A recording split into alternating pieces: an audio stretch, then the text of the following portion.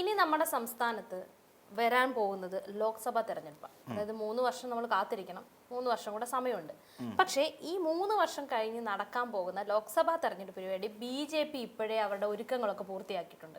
അവര് ഈ പറയുന്ന വരാനിരിക്കുന്ന ലോക്സഭ പ്രവർത്തനം മുൻകൂട്ടി തുടക്കമിട്ടിട്ടുണ്ട്. BJP എല്ലാ കാര്യത്തിലും അവർ ലക്ഷ്യമിടുന്നതെന്ന് പറയുന്നത് തിരുവനന്തപുരം, ആറ്റിങ്ങൽ, കൊല്ലം, പത്തനംതിട്ട, ആലപ്പുഴ, തൃശ്ശൂർ എന്നീ 6 പ്രധാന മണ്ഡലങ്ങളിൽ BJP ഇത്തവണ സർവ്വകരുത്തും പുറത്തെടുക്കാനാണ് തീരുമാനിച്ചിരിക്കുന്നത്. അതിനു വേണ്ടിയിട്ടുള്ള ആരെ എവിടൊക്കെ നിർത്തണം എന്നുള്ള കാര്യത്തിലൊക്കെ ഇപ്പൊ ഏകദേശം ഒരു ധാരണയും ഇപ്പൊ ഏകദേശം തീരുമാനങ്ങളും ആയിട്ടുണ്ട്.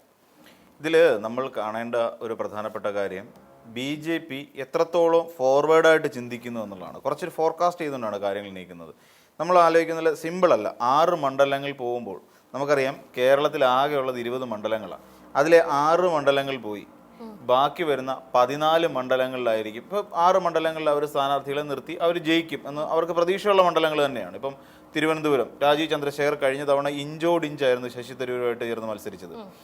ആറ്റിങ്ങൽ മണ്ഡലം അവിടെയും വളരെ ക്രൂഷ്യലായിട്ടുള്ള മത്സരം നടന്നതാണ്, വളരെ ഇഞ്ചോടിഞ്ച് മത്സരം. പിന്നെ ഇങ്ങോട്ട് നോക്കി ആലപ്പുഴ മണ്ഡലത്തിലും പിന്നെ പലയിടങ്ങളിലും പല നിയമസഭാ മണ്ഡലങ്ങളിലും ശോഭാ സുരേന്ദ്രൻ കുതിച്ചു കയറുന്ന കാഴ്ചയും നമ്മൾ കണ്ടു. പത്തനംതിട്ട മണ്ഡലം, അപ്പോൾ ഈ പറയുന്ന എല്ലാ തൃശ്ശൂർ വിജയിച്ചു കയറി. അപ്പം ബാക്കി നമ്മൾ എല്ലാ മണ്ഡലങ്ങളെടുത്ത് പരിശോധിക്കുമ്പോഴും എല്ലാ മണ്ഡലങ്ങളിലും BJPക്ക് കൃത്യമായ ഒരു ലീഡ് അല്ലെങ്കിൽ ഒരു മുന്നേറ്റം, ലീഡ് എന്ന് പറയാൻ പറ്റില്ലെങ്കിൽ പോലും ഒരു മുന്നേറ്റം ഉണ്ടാക്കിയെടുക്കാൻ കഴിഞ്ഞു എന്നുള്ളത് BJPയുടെ ഏറ്റവും വലിയ സ്ട്രാറ്റജിയുടെ ഗുണമാണ്. ഇപ്പോൾ അത് മുൻനിർത്തിക്കൊണ്ട് കേരളത്തിൽ ഇപ്പോൾ പുതിയൊരു തന്ത്രം, ബാക്കി 14 സീറ്റ് മാത്രമേ ഉള്ളൂ. അതിൽ 14 ഈ പറയുന്ന പോലെ UDFനും LDFനും മാത്രമല്ല, അതിനകത്തും BJP കടന്നുകൂടുമെന്നുള്ളതാണ്. അതിലേക്കും BJPയുടെ ഒരു ഇൻഫ്ലുവൻസ് ഉണ്ടാകാനുള്ള സാധ്യത കൂടുതലാണ്. ഇപ്പോൾ അനൂപ് ആന്റണിക്ക് കിട്ടിയിരിക്കുന്ന ഒരു പ്രാധാന്യം അനുസരിച്ചിട്ടാണ് പത്തനംതിട്ട, ഇപ്പോൾ കൊല്ലം ജില്ല ക്രോഡീകരിക്കാൻ വേണ്ടി BB ഗോപകുമാറിനെ ഏർപ്പാടാക്കിയിട്ടുണ്ട്. പിന്നെ നമുക്ക് V മുരളീധരനെ തൽക്കാലം അവിടെ നിന്ന് മാറ്റി, ഇപ്പോൾ V മുരളീധരൻ്റെ തട്ടകമാണ് ആറ്റിങ്ങൽ. അപ്പോൾ തൽക്കാലം V മുരളീധരനെ അവിടെ നിന്ന് മാറ്റിയിട്ട് കേന്ദ്ര കേഡറിലേക്ക് എവിടെയെങ്കിലും ഇദ്ദേഹത്തെ മാറ്റുക എന്നുള്ളതും അവരുദ്ദേശിക്കുന്നുണ്ട്. അതൊക്കെ അവരുടെ ന്യായമായ കാര്യമാണ്. ഇവിടെ നമ്മൾ നോക്കിക്കോളൂ, തിരുവനന്തപുരം നഗരവുമായി ബന്ധപ്പെട്ട് തിരുവനന്തപുരം രാജീവ് ചന്ദ്രശേഖർ ഫിക്സ് ചെയ്തു. അതിനി വേറൊരാൾക്ക് കൊടുക്കില്ല. ഇനിയിപ്പം വേറൊരു പ്രശ്നം ഉണ്ടാകാൻ പോകുന്നത് നിയമമണ്ഡലത്തിൽ ഉപതെരഞ്ഞെടുപ്പ് വരും എന്ന് പറയുന്ന ഒരു ഭീതി മാത്രമാണ് അവിടെ. ആ ഒരു തെരഞ്ഞെടുപ്പോടുകൂടി 3 വർഷത്തിന് ശേഷം 2029 നടക്കുന്ന തെരഞ്ഞെടുപ്പിൽ അതിൽ രാജീവ് ചന്ദ്രശേഖർ ജയിക്കാനുള്ള സാധ്യതകൾ ഏറെയാണ്. മിക്കവാറും UDFൻ്റെതായി ശശി തരൂർ തന്നെ കളത്തിലിറങ്ങും. അപ്പോൾ അവിടെ പിന്നെ നമ്മുടെ രാജീവ് ചന്ദ്രശേഖർ ജയിച്ചു കയറാനുള്ള സാധ്യത ഉണ്ട്. കാരണം പിന്നെ ഈ ഒന്നാമത് ശശി തരൂരിൻ്റെ ചെറിയ പ്രശ്നങ്ങളുമൊക്കെ നമുക്കിപ്പം ഇതിൻ്റെ ഇടയ്ക്കുണ്ടായ ഒരുപാട് പ്രോബ്ലംസ് ശശി തരൂരിനെ അലട്ടുന്നുണ്ട് എന്നുള്ള വേറൊരു കാര്യമാണ്. എങ്കിലും വളരെ നേരിയ മാർജിനിലാണ് പലപ്പോഴും പോയത്. തന്നെയല്ല, തിരുവനന്തപുരത്ത് പല മണ്ഡലങ്ങളിലും BJPക്ക് വ്യക്തമായ നേട്ടം ഉണ്ടാക്കിയെടുക്കാനും കഴിഞ്ഞു എന്നുള്ളത് രാജീവ് ചന്ദ്രശേഖറിൻ്റെയോ അല്ലെങ്കിൽ BJP പ്രവർത്തകരുടെയും മിടുക്ക് തന്നെയാണ്. അങ്ങനെ നോക്കിക്കഴിഞ്ഞാൽ നേമത്തിൽ ഒരു ഉപതെരഞ്ഞെടുപ്പ് ഉണ്ടാവും. ഇതിന് മുൻപായി എന്ത് ചെയ്യുമെന്നറിയാം, ഈ 3 വർഷക്കാലം കൊണ്ട് ഈ രാജീവ് ചന്ദ്രശേഖറിൻ്റെ, അതാണ് ഈ സ്ട്രാറ്റജി എന്ന് പറഞ്ഞു കഴിഞ്ഞാൽ, അവിടെ നിന്നുകൊണ്ട് രാജീവ് ചന്ദ്രശേഖർ ഈ നിയമമണ്ഡലത്തിൻ്റെ വികസന പ്രവർത്തനങ്ങൾ, ഇതുവരെ കൈയെത്താത്ത വികസന മേഖലകളുണ്ട്. ഇപ്പോൾ ഉദാഹരണം പറഞ്ഞു കഴിഞ്ഞാൽ കരമന പോലീസ് സ്റ്റേഷൻ നിയമമണ്ഡലത്തിൽ വരുന്ന ഈ കരമന പോലീസ് സ്റ്റേഷൻ ഇപ്പോഴും ഇരിക്കുന്നത് ചെറിയൊരു കെട്ടിടത്തിനകത്താണ്. അപ്പോൾ അത് മാറ്റി സ്ഥാപിക്കുക, അത് മാറ്റി അതിന് പറ്റിയൊരു സ്ഥലം കണ്ടെത്തി അവിടെ കൊണ്ടുവന്ന് സ്ഥാപിക്കുക. പിന്നെ ചില റോഡുകളുടെ നിർമ്മാണം, ആ പലപ്പോഴും പൊളിഞ്ഞു കിടക്കുന്ന പല ഉൾനാടൻ റോഡുകളും ഈ നിയമമണ്ഡലത്തിലുണ്ട്. അതിൻ്റെയൊക്കെ പുനർനവീകരണമൊക്കെ നടക്കുക. ചില അപ്രോച്ച് റോഡുകളുടെയും ഒക്കെ പരിപാടിയൊക്കെ അങ്ങോട്ട് ഏറ്റെടുത്ത് അവിടെ ചെറിയ തോതിലുള്ള ഒരു വികസന പ്രവർത്തനങ്ങൾ രാജീവ് ചന്ദ്രശേഖർ നടത്തിവെച്ച് ഇതിൻ്റെ ഒരു കണ്ടിന്യൂഷൻ കിട്ടണമെന്നുണ്ടെങ്കിൽ സ്വാഭാവികമായും അവിടെ മറ്റൊരു BJP സ്ഥാനാർത്ഥി ജയിച്ചേ മതിയാകൂ എന്ന് പറയുന്ന ഒരു രീതിയിലേക്ക് വരും. അപ്പം നമ്മൾ നോക്കുമ്പോൾ അവിടെ വേറെ ഇനി ഒരു BJP സ്ഥാനാർത്ഥി മിക്കവാറും അവിടെ നിന്ന് മത്സരിക്കാൻ സാൽ VV രാജേഷിനെ ഇറക്കാം, അല്ലെന്നുണ്ടെങ്കിൽ ആശാനാഥിനെയൊക്കെ അവിടെ ഇറക്കി അവിടെ വിജയിപ്പിക്കാൻ കഴിയും. അപ്പോൾ അവിടെ നിന്ന് വിജയിച്ച് കഴിഞ്ഞാലുള്ള ഗുണം വീണ്ടും ആ മണ്ഡലം BJPയുടെ സ്ഥിരം സീറ്റായി മാറുന്നു എന്നുള്ളതാണ്. അപ്പം തിരുവനന്തപുരവും എന്ന് പറയുന്ന ലോക്സഭാ മണ്ഡലവും അതിനോട് ചേർന്ന് കിടക്കുന്ന ഈ പിന്നെ നിയമമണ്ഡലവും ഇവരുടെ സ്വന്തമാകും.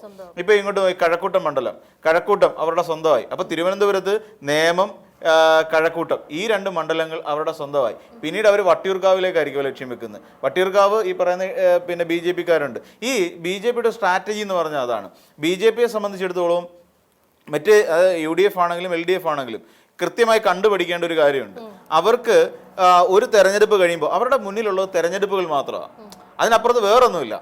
വേറെ ഏതെങ്കിലും ഒരു രാഷ്ട്രീയ പാർട്ടി അങ്ങനെ ചിന്തിച്ചിട്ടുണ്ടോ എന്ന് അറിഞ്ഞിട്ടില്ല.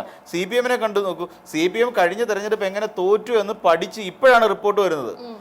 അതിന്റെ അവലോകനം നടന്നുകൊണ്ടിരിക്കുന്നേ ഉള്ളൂ. അതായത് നിയമസഭാ തെരഞ്ഞെടുപ്പ് എങ്ങനെ പരാജയപ്പെട്ടു എന്നതിന്റെ അവലോകനം വരുന്നേ ഉള്ളൂ.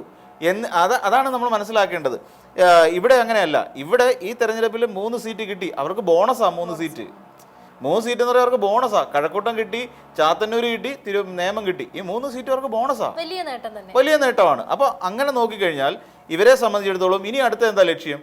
നിയമസഭാ തെരഞ്ഞെടുപ്പ് കഴിഞ്ഞു, ഞങ്ങൾക്ക് കിട്ടാവുന്നതിന്റെ പരമാവധി സീറ്റ് ഞങ്ങൾക്ക് കിട്ടി. ഇനി അടുത്ത എന്താ? ഇനി അടുത്ത ഞങ്ങളുടെ ലോക്സഭാ തെരഞ്ഞെടുപ്പാ. അപ്പൊ ആ തെരഞ്ഞെടുപ്പിന് ഇപ്പോഴേ ആരംഭിച്ചു. അപ്പൊ ഉള്ള ഗുണം എന്ന് വെച്ച് കഴിഞ്ഞാൽ ഗ്രൗണ്ട് ലെവലിൽ വർക്ക് ക്രോഡീകരിക്കാൻ കഴിയും എന്നുള്ളതാണ് ഏറ്റവും പ്രധാനപ്പെട്ട കാര്യം. കെ സുരേന്ദ്രൻ നമുക്കറിയാം മഞ്ചേശ്വരത്ത് നേരിയ വ്യത്യാസത്തിലാണ് കെ മുരളീധരൻ പരാജയപ്പെടുന്നത്. ആ കെ മുരളീധരൻ പിന്നെ ഒരു തെരഞ്ഞെടുപ്പിലും വിജയിച്ചിട്ടില്ല എന്നുള്ളതാണ്. അതിന് മുൻപോ പിൻപോ വിജയിക്കാൻ കഴിഞ്ഞിട്ടില്ല കെ സുരേന്ദ്രനെ കൊണ്ട്. ആ കെ സുരേന്ദ്രനെ BJPയുടെ സ്വന്തം തട്ടകമായ അവിടെ കൊണ്ട് നടക്കുന്നു, ആറ്റിങ്ങലിലേക്ക് കൊണ്ട് നടക്കുന്നു. ഇവിടെ സംഭവിക്കുന്ന ഗുണം എന്താണെന്നറിയോ? കെ സുരേന്ദ്രന് ഈ 3 വർഷം കൊണ്ട് ആറ്റിങ്ങൽ നിവാസികളുടെ മനസ്സിലേക്ക് ഇറങ്ങിച്ചെല്ലാൻ കഴിയുമെന്നുള്ളതാണ് അതിൽ ഏറ്റവും പ്രധാനപ്പെട്ട ഒരു കാര്യം. അങ്ങനെ വരുമ്പോൾ പിന്നെ നേരത്തെ അറിയാം, ശോഭാ സുരേന്ദ്രൻ നിന്നിട്ടാണ് അവിടെ വോട്ടിനൊരു വർധന ഉണ്ടാക്കിയെടുത്തത്. ആ ഒരു പോസിറ്റിവിറ്റി കണക്കിലെടുത്തുകൊണ്ട് കെ സുരേന്ദ്രൻ അവിടെ ചെല്ലും. അവിടെ ചെന്നിട്ട് അവിടുത്തെ പ്രവർത്തനങ്ങളിലെല്ലാം സജീവമായി ഇടപെട്ട് കഴിയുമ്പോൾ ജനങ്ങളുടെ മനസ്സിൽ രജിസ്റ്ററായി നിൽക്കുന്ന ആരായിരിക്കും? കെ സുരേന്ദ്രൻ എന്ന് പറയുന്ന നേതാവ് തന്നെ അവിടെ രജിസ്റ്ററായി നിൽക്കുന്നത്. അതിനപ്പുറത്ത് വേറെ ആര് വന്നാലും അവിടെ ജയിക്കാൻ പോകുന്നില്ല. മറ്റു സ്ഥാനാർത്ഥി നിർണയം വന്ന് അയാൾ ഇറങ്ങി പ്രവർത്തിച്ച് അയാൾ പിന്നെ പ്രചരണം നടത്തി ഒക്കെ വരണം. അപ്പോഴും കെ സുരേന്ദ്രന് ബോണസായിട്ട് 3 വർഷം കൂടുതൽ കിട്ടും. ഒരു സ്ഥാനാർത്ഥി വന്നു കഴിഞ്ഞാൽ കൂടി വന്ന് 2 മാസം പ്രവർത്തിക്കുമെന്ന് വിചാരിച്ചോ, പോട്ടെ 1 വർഷം പ്രവർത്തിക്കുമെന്ന് വിചാരിച്ചോ, അപ്പോഴും ബോണസ് കിടക്കുന്ന കെ സുരേന്ദ്രന്റെ അക്കൗണ്ടില്ല. 2 വർഷം അധികപ്പറ്റ് അവിടെ പ്രവർത്തിച്ചു എന്നുള്ളതായിരിക്കും. പിന്നെ തന്നെയുമല്ല, ഈ മണ്ഡലങ്ങളിലേക്ക് എവിടെയാണ് കേന്ദ്ര സർക്കാർ? ആരുടെ കയ്യില? BJPയുടെ കയ്യിലാണ്. ഈ മണ്ഡലങ്ങളിലേക്ക് കേന്ദ്ര പദ്ധതികൾ പലതും എത്തിക്കാനും സാധിക്കും. ഇത് കൃത്യമായിട്ടായിരിക്കും നടത്താൻ പോകുന്നത്. ഇനി ആലപ്പുഴ മണ്ഡലത്തിലേക്ക് നോക്കിക്കോളൂ. ആലപ്പുഴ മണ്ഡലത്തിൽ കഴിഞ്ഞ തവണ ശോഭാ സുരേന്ദ്രൻ ഉണ്ടാക്കിയത് വലിയൊരു മുന്നേറ്റമാണ്. ഇതുവരെ ഒരു BJP സ്ഥാനാർത്ഥിക്കും ഉണ്ടാക്കാൻ കഴിയാത്ത അത്രയും വലിയൊരു മുന്നേറ്റം ആലപ്പുഴ മണ്ഡലത്തിൽ ശോഭാ സുരേന്ദ്രൻ ഉണ്ടാക്കാൻ കഴിഞ്ഞു. അപ്പൊ അതുകൊണ്ട് തന്നെ ആ ശോഭാ സുരേന്ദ്രനെ വീണ്ടും ആലപ്പുഴയിൽ തന്നെ മത്സരിപ്പിക്കും. ആലപ്പുഴയിൽ മത്സരിപ്പിക്കുമ്പോൾ ശോഭാ സുരേന്ദ്രൻ കഴിഞ്ഞ തവണ പറഞ്ഞതിന്റെ ബാക്കി കുറേയുണ്ട്. കഴിഞ്ഞ തവണ പറയുകയും കഴിഞ്ഞ തവണ ചെയ്യുകയും ചെയ്തതിന്റെ ബാക്കി കുറെ സാധനങ്ങൾ ശോഭാ സുരേന്ദ്രന് ഇത്തവണ പറയാൻ കാണും. അതായത് 3 വർഷത്തിന് ശേഷം ഇനിയും പറയാനുണ്ടാവും. അത് കണക്ഷൻ കിട്ടും. ആ കണക്ഷൻ കിട്ടി കഴിയുമ്പോൾ ഈ പറയുന്ന UDFനെയും LDFനെയും പൊതുജനം തഴയാനുള്ള സാധ്യത വളരെ കൂടുതലാണ്. കായംകുളം എന്ന് പറയുന്ന ഒരു മണ്ഡലം എനിക്ക് തോന്നുന്നു CPMന്റെ ഒരു വലിയ മണ്ഡലമാണ്. CPMകാരാണ് അവിടെ ഏറ്റവും കൂടുതൽ. കോട്ടയാണ്. അവിടെ പോലും ശോഭാ സുരേന്ദ്രന് പിന്നെ CPM സ്ഥാനാർത്ഥിയെക്കാട്ടി മുന്നിൽ വരാൻ കഴിഞ്ഞുവെങ്കിൽ ചെറിയ കാര്യമൊന്നും അല്ല. ഈ പറയുന്ന ഗ്രൗണ്ട് ലെവൽ ആയിട്ടുള്ള മുന്നൊരുക്കത്തിന്റെ ഒരു വലിയ ഗുണം ബെനഫിറ്റ് അവിടെയാണ്. അപ്പോൾ ശോഭാ സുരേന്ദ്രൻ ഇനി ആലപ്പുഴയിലെ എല്ലാ പരിപാടിയിലും പങ്കെടുക്കാൻ പറ്റും. ശോഭാ സുരേന്ദ്രനെ അംഗീകരിച്ചു കഴിഞ്ഞു. ഇനിയിപ്പോൾ ശോഭാ സുരേന്ദ്രനെ സംബന്ധിച്ച് ആലപ്പുഴ പിന്നെ മണ്ഡലവുമായി ബന്ധപ്പെട്ട് ഏത് ചെറിയ പരിപാടിയിൽ പോലും പോട്ടൊരു കലുങ്ക് നിർമ്മിച്ച് അതിന്റെ ഉദ്ഘാടനത്തിന് പോലും ഇവിടെ വരാൻ പറ്റും. ശോഭാ സുരേന്ദ്രന് പങ്കെടുക്കാൻ പറ്റും. ആ നാട്ടിലെ ഓരോ വീടുകളിലും ശോഭാ സുരേന്ദ്രനെ എത്തി അവരുടെ വീട്ടുകാരുമായി സംസാരിക്കാനും ഇടപഴകാനും അവിടുത്തെ സ്ത്രീകളുമായി കൂടുതൽ സമയം ചെലവഴിക്കാനും ഒക്കെ ടൈം ഇഷ്ടം പോലെ കിടക്കുകയല്ലേ. വെറുതെ വന്നാൽ മതിയല്ലോ. ഇപ്പോൾ ഒരു ശോഭാ സുരേന്ദ്രനെ സംബന്ധിച്ച് കേന്ദ്ര നേതാവായിട്ട് നമുക്ക് അംഗീകരിക്കാം. അങ്ങനെയുള്ള ഒരു ദേശീയ നേതാവായിട്ടുള്ള ശോഭാ സുരേന്ദ്രൻ നമ്മുടെയൊക്കെ വീട്ടിലേക്ക് വന്നു കഴിഞ്ഞാൽ ഞാനൊരു പിന്നെ CPMകാരനാണെന്ന് കരുതുക. അപ്പം ഒരാൾ വീട്ടിലേക്ക് വന്നു കഴിഞ്ഞാൽ ശോഭാ സുരേന്ദ്രൻ ഒരു ദിവസം രാവിലെ വിസിറ്റിന് വരുന്നു. നമ്മൾ പറയും ഇറങ്ങിപ്പോ എൻ്റെ വീട്ടിലേക്ക് BJPക്കാർ കയറരുത് എന്ന് പറയുമോ? ഇല്ല. വന്നിപ്പോൾ ഒരുപക്ഷെ എൻ്റെ നിലപാട് കറക്റ്റ് ആയിരിക്കും. നമ്മുടെ വീട്ടുകാരെ സ്വാധീനിക്കാൻ കഴിയും. ഇപ്പൊ എൻ്റെ നിലപാട് ഇടതുപക്ഷ നിലപാടാണെന്ന് തന്നെ വെക്കുക. അപ്പം ബാക്കിയുള്ളവരോ അല്ലെ ഇടതുപക്ഷമോ കോൺഗ്രസോ ആണെന്ന് വെച്ചോളൂ. ബാക്കി വീട്ടിലുള്ള സ്ത്രീകളൊക്കെ ഉണ്ടല്ലോ, സ്ത്രീകളുണ്ട്, പ്രായമായവരുണ്ട്, അമ്മമാര്, ഭാര്യ, ഇവരൊക്കെ ഉണ്ട്. ഇവരൊക്കെ ഉള്ള സാഹചര്യത്തിൽ ശോഭാ സുരേന്ദ്രൻ വന്ന് വീട്ടിൽ ഇരുന്ന് ഒരു കപ്പ് ചായയൊക്കെ കുടിച്ച് അമ്മയോട് കുശലമൊക്കെ പറഞ്ഞ് ഭാര്യയോട് കാര്യമൊക്കെ പറഞ്ഞിട്ട് പോയി കഴിഞ്ഞാൽ എവിടെ വീണു ആ വോട്ട്? ഒരു സ്ത്രീക്ക് കിട്ടുന്ന പ്രിവിലേജാണ് ശോഭാ സുരേന്ദ്രനെ പോലെ ഒരു സ്ത്രീക്ക് കിട്ടുന്നത്. എന്നിട്ട് ഒന്നാം ശോഭാ സുരേന്ദ്രന്റെ കാര്യം നമുക്കറിയാം. വീട്ടുകാരികൾ സംസാരിക്കുന്ന പോലെ തന്നെ വളരെ ഇഴയടുപ്പത്തോടു കൂടി സംസാരിക്കാനുള്ള ശേഷി ശോഭാ സുരേന്ദ്രൻ കയ്യിലെടുക്കാം, സംസാരിച്ച് അപ്പം കുശലാന്വേഷണം നടത്താം, വീട്ടുവിശേഷങ്ങൾ ചോദിക്കാം. എന്നിട്ട് ശോഭാ സുരേന്ദ്രൻ സ്വയം വീട്ടുവിശേഷങ്ങൾ പറയാം. ഇതൊന്നും പിന്നെ ഓഫ് റെക്കോർഡാ. ഇതൊന്നും മാധ്യമത്തിൽ വരുന്ന സാധനമേ അല്ല. അപ്പം ഇങ്ങനെ വരുന്ന സാഹചര്യങ്ങൾ അങ്ങനെ പിന്നെ ശോഭാ സുരേന്ദ്രൻ ഒരുപാട് വീടുകളിൽ കായംകുളം മണ്ഡലത്തിൽ പോയിട്ടുണ്ട്. അപ്പോൾ അങ്ങനെ വരുമ്പോൾ ഇത് ശോഭാ സുരേന്ദ്രന് വലിയൊരു പ്ലസ് പോയിന്റ് ആണ്. നമ്മൾ എത്ര പിന്നെ മായിച്ചാലും മായാത്തൊരു സാധനം, അതിന് ഗ്രൗണ്ട് ലെവലിൽ വർക്ക് ചെയ്യാൻ പറ്റും. CPM നമ്മൾ ആലോചിച്ച് നോക്കിയുള്ളൂ. CPM സംബന്ധിച്ചിടത്തോളം സ്ഥാനാർത്ഥി നിർണ്ണയത്തിൽ അപാകതയുണ്ട് എന്ന് കേന്ദ്ര കമ്മിറ്റിയിൽ നിന്ന് തന്നെ വിലയിരുത്തൽ വന്നു. നമ്മൾ മനസ്സിലാക്കേണ്ട കാര്യമാണ്.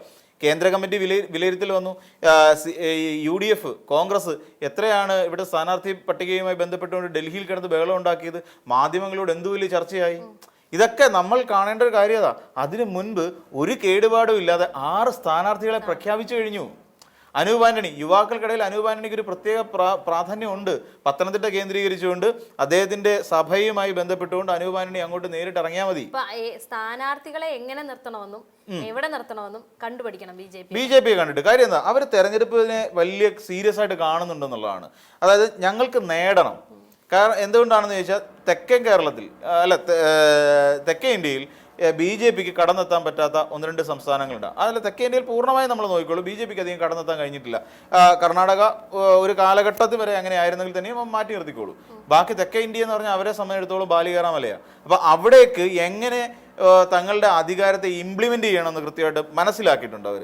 രാജീവ് ചന്ദ്രശേഖർ വെറുതെ ഒന്നുമല്ല കേരളത്തിലേക്ക് വന്നത്, വെറുതെ അല്ല വന്നത്, അത് നമുക്ക് കൃത്യമായിട്ട് അറിയാം. അപ്പോൾ അത് ഇംപ്ലിമെന്റ് ചെയ്യേണ്ടത് എങ്ങനെയെന്ന് കൃത്യമായിട്ട് അറിയാം. അതിന് പണമെങ്കിൽ പണം ഇറക്കി. ഇപ്പോൾ ഇലക്ഷൻ ഫണ്ട് തട്ടിപ്പ്, ഇലക്ഷൻ ഫണ്ട് തട്ടിപ്പ് വന്നിട്ടുണ്ട്. ഇത് എത്ര ദിവസം ചർച്ചയിൽ നിൽക്കും? ഇപ്പോൾ ഇലക്ഷൻ ഫണ്ട് തട്ടിച്ചു എന്ന് പറയുന്ന ആ ഒരു സംഭവം എത്ര കാലം ഉണ്ടാവും ചർച്ചയിൽ? ഇതിപ്പം ഈ കുറച്ചങ്ങോട്ട് കഴിയുമ്പോൾ ഇതങ്ങ് വിട്ടു. ഇപ്പം ഈ പറയുന്ന പോലെ പിന്നെ എനിക്ക് തോന്നുന്നു അഭിഷേകം അങ്ങനെ പറയുന്ന ഒരു ചെറുപ്പക്കാരനാണ് ഇതിനെക്കുറിച്ച് പറഞ്ഞത്. ഇത് ഇപ്പോൾ കുറച്ച് കഴിയുമ്പോൾ തീരും. ഇത് കഴിഞ്ഞു, ഇതിന്റെ വാലിഡിറ്റി കഴിഞ്ഞു. ഒരാഴ്ച പോലും ഇത് ഓടത്തില്ല. ഇത് കഴിയുമ്പോഴേക്ക് കാര്യം എന്താ, മറ്റു മാധ്യമങ്ങളോ അല്ലെങ്കിൽ മറ്റ് രാഷ്ട്രീയ പാർട്ടികൾ ഇത് ഏറ്റെടുക്കുകയോ ഇതിനെക്കുറിച്ച്, കാര്യം അത് അവരുടെ ആഭ്യന്തര വിഷയമാണ്. അത് മാധ്യമങ്ങൾ കുറച്ച് ചർച്ച ചെയ്യും, അത് കഴിയും. അത് കഴിഞ്ഞു.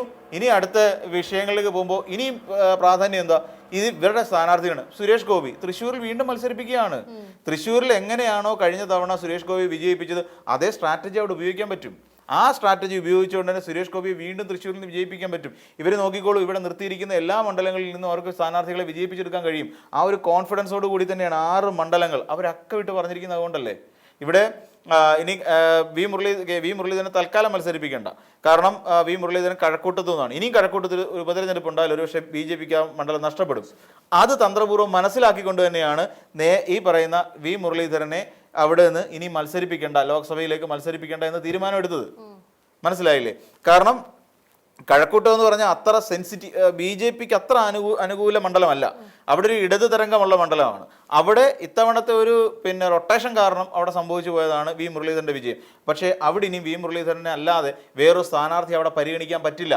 കാര്യം ഈ പറയുന്ന ആൾക്കാരെയല്ല, കെ സുരേന്ദ്രനെ പരിഗണിക്കാൻ പറ്റില്ല. പിന്നെ പരിഗണിക്കാൻ പറ്റിയ ശോഭാ സുരേന്ദ്രനെയാണ്. ശോഭാ സുരേന്ദ്രനെ പറ്റില്ല. പിന്നെ ഒരു സുധീറുണ്ട്. ആ സുധീറിനെ അവിടെ കഴക്കൂട്ടത്ത് മത്സരിപ്പിക്കൊണ്ട് മെച്ചമൊന്നും ഉണ്ടാകാൻ പോകുന്നില്ല. വി രാജേഷിനെ ഇറക്കി അവിടെ മത്സരിപ്പിക്കാൻ പറ്റില്ല. കാര്യം വി രാജേഷ് ഇപ്പം തിരുവനന്തപുരം മേയറാണ്. വി രാജേഷ് അവിടെ നിന്ന് ഇറങ്ങിക്കഴിഞ്ഞാൽ BJPക്ക് അവിടുത്തെ അധികാരം നഷ്ടപ്പെടും, തിരുവനന്തപുരം കോർപ്പറേഷൻ നഷ്ടപ്പെടും. അപ്പോൾ അങ്ങനത്തെ പ്രതിസന്ധികൾ നിലവിലുള്ളത് കൊണ്ട് തന്നെ BJPയെ സംബന്ധിച്ചിടത്തോളം ഇത്തവണത്തെ ലോക്സഭാ തെരഞ്ഞെടുപ്പ്, വരാൻ പോകുന്ന ലോക്സഭാ തെരഞ്ഞെടുപ്പ് വളരെ ക്രൂഷ്യലാണ്. അവരെപ്പോഴും ഉന്നം വെക്കുന്നത് വിജയം എന്ന് പറയുന്ന ഒരു ഘടകത്തിനാണ്. അതുകൊണ്ട് താഴേക്കിടയിൽ നിന്നുള്ള എല്ലാ പ്രവർത്തനങ്ങളും അവർ ആരംഭിക്കുന്നത് തെറ്റു പറയാൻ പറ്റില്ല. പക്ഷേ ഇത് കണ്ടുപിടിക്കണം CPM-ഉം കോൺഗ്രസും.